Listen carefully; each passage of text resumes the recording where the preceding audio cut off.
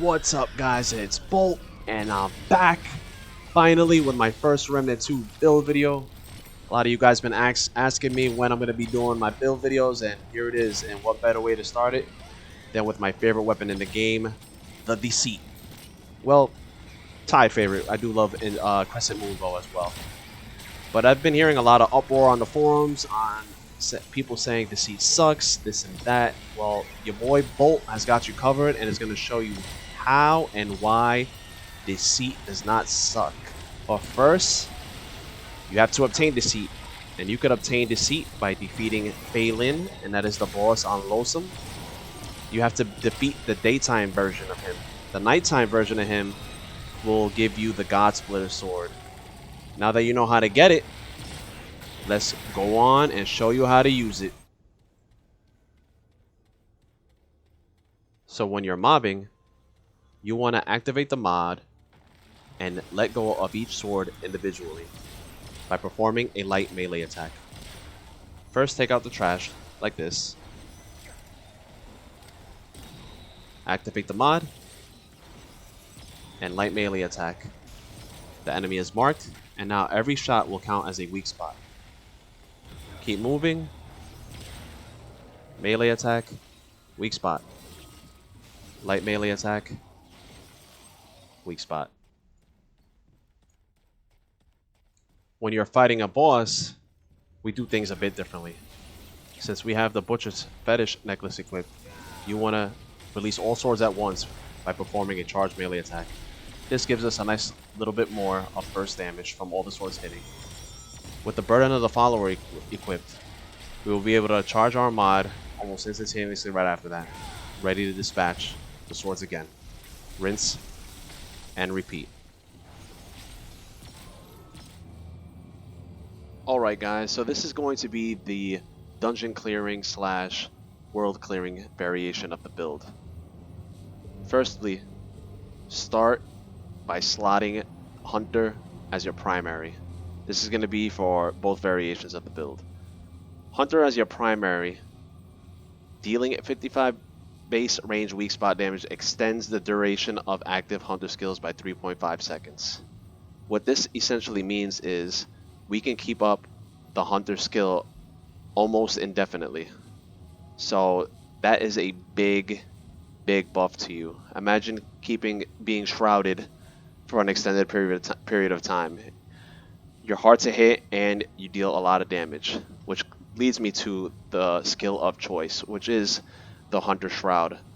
This has great defensive capabilities because the enemy cannot track you as well.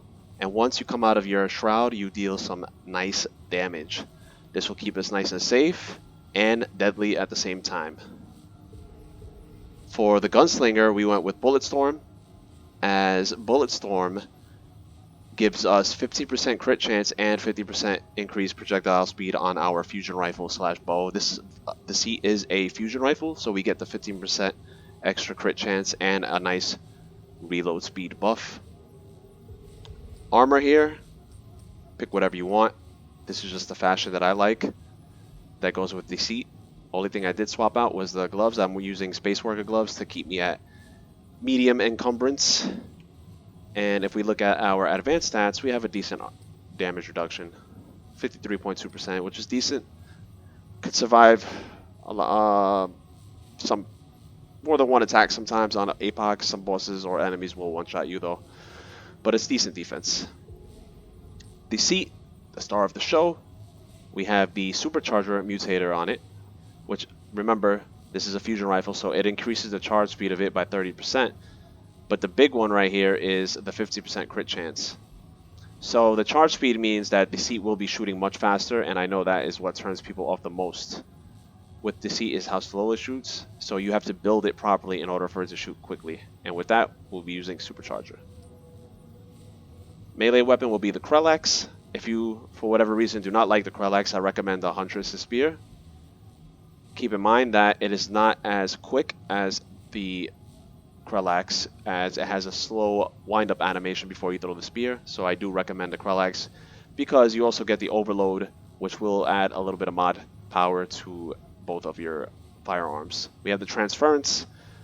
mutator on it to give us a little bit of ammo, because even though we do have Gunslinger slotted, Deceit does tend to chew up a lot of ammo, so a little extra ammo never hurts. The secondary weapon could be your choice. I recommend something that is decent at mobbing, something that is great for crowd control, and that's why we went with the Magnum. I love the stagger damage on it. It knocks enemies back if they're close to me, so that's why I went with that. The mod of choice is crowd control. My favorite crowd control mod is Song of Ether. Huge radius, slows enemies down, and flying enemies really get wrecked by it. So for whatever reason you do not like Song of Ether, if you don't like Song of Ether, then I recommend using something like Scrap Shot or Time Lapse or some other form of crowd control. We have the Bandit on there because who doesn't like RNG shots when you prog it 5 times and I get 10 shots with my Magnum. Just a nice little fun mutator to use on there. But again, you can use whatever you want as your secondary, guys. I also recommend maybe Enigma for mobbing. It's great and it's probably the best mobbing tool in the game. Onto our trinkets. For the dungeon clearing variation, we'll be using the Necklace of Supremacy amulet, which gives us 25% increase of damage when we're at full health, and if we're not, we get 15% damage increase. If you are not confident in wearing this necklace, maybe your skill level isn't up to par, or you're still new to the game, or for whatever reason, I recommend using the Ankh of Power. It's just a flat increase to all of your damage by 15%. And if you use a relic, it doubles to 30, which is really sweet. So this is another amazing amulet. Next, we have the Archer's Crest. This also remedies the Deceit's slow rate of fire as it increases our weapon charge time. Decreases our weapon charge time by 25%. So with all of these attachments, guys, Deceit will be shooting very fast. Key to the build. That is key to this build. Next up, another key to the build is Burden of the Follower. Deceit does have high base damage normally, but its normal fire cannot weak spot. The whole point of Deceit is to keep the mod charged as much as possible to keep Ouroboros up indefinitely. When enemies are marked with Ouroboros, you will be weak spotting all the time, and that's where the big damage comes from. So we need Burden of the Follower to make sure our mod is charged almost all of the time. And I will explain in the second part, when you do a full charge attack with the Krellax and release all of the swords at once, a full magazine will should replenish Ouroboros, ready to unleash it again. Probability Cord, because it's just one of the best damage rings in the game. We have pretty high crit chance on this build, so we will be getting a nice damage increase. And last but not least, Stone of Continuance, to keep our skills up a little longer, just in case we got to run out of dodge. You know, we'll have our Hunter Shroud up a little bit longer, just in case we're not attacking anybody, just for safety precautions. And of course, we'll have Bulletstorm up a little longer. So now on to the trait allocation. Ammo reserves and long shot hour are the Hunter and Gunslinger traits. We chose Fortify for some damage reduction. Vigor is maxed. Endurance is also maxed. Spirit, Expertise, Recovery, and the remaining 5 points I put into Glutton. That is because I use the relics to prolong my Hunter skills with the use of the Hunter Relic perk, and also sometimes to reload my gun with the Gunslinger Relic perk. The relic we do have equipped is the Enlarged Heart, which gives us double use speed, so we use it very fast, and with Glutton it's even faster. It's insane. If you're in a pinch, you get a quick heal, or if you need to re-up your Hunter Shroud, you could consume it quickly and boom, you have another X amount of seconds left. And those are the fragments that I have. I'm still grinding out the fragments to see if I can get better ones. But that's what we're using right now. You want to put mostly damage stuff on there, but use what you have. And we'll go on to the boss variation of this build. Okay, so this is the boss variation of the build. This is your boss killer. First change is the necklace has been swapped out to Butcher's Fetish.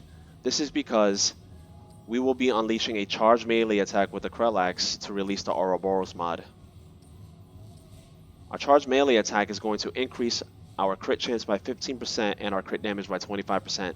So this is a massive increase to our DPS. And remember what I said about Burden of the Follower. Once you throw all of the swords, you can begin charging your mod again. So all of those weak spot hits are going to charge up Ouroboros, and you should, by the end of your magazine, have another Ouroboros mod ready to go.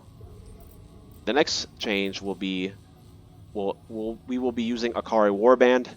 Most bosses have ample opportunities to perfect dodge, and with the Akari Warband, perfect dodges increase critical chance by 15% and crit damage by 15%. So that's another huge increase to our DPS, guys. And what a perfect dodge is basically just using iframes to avoid an attack. So you guys are perfect dodging all of the time and you just don't know it.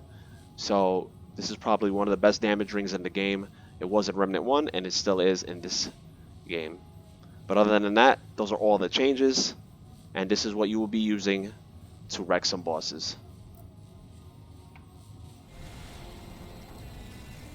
Well, I hope I just clarified everything for you guys and made you guys Deceit believers. I know the weapon can seem very clunky to use at first, but with the right gear setup and in the right hands, it can be a force to be reckoned with. I encourage everybody to give it a try, along with all of the other unique weapons that have been added to Remnant 2.